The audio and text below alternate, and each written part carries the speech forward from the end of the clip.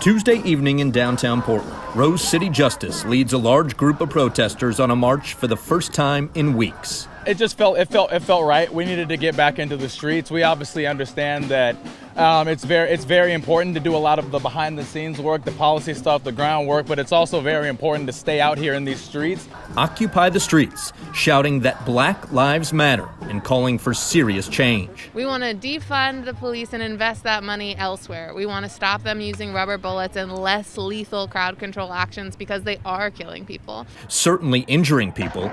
Over the weekend, video from outside the federal courthouse downtown showed a federal agent shooting a protester in the head with a crowd control munition and badly injuring him.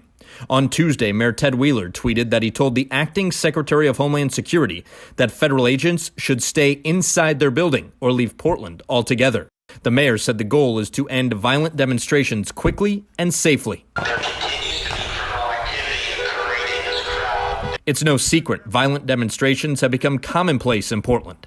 These sort of protests looking drastically different than the ones organized by Rose City Justice. I think that it's important to understand and have respect for both pillars of the movement.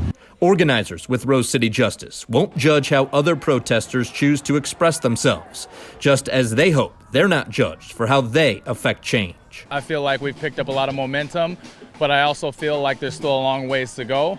A long way to go, and part of that has to do with the heat Rose City Justice is taking. Critics have been questioning their financial accounting, transparency, and leadership, among other things, as reported by the Oregonian. Organizers tell us they are working very hard to make a lasting impression on the community and the youth. I'm Mike Benner for KGW News.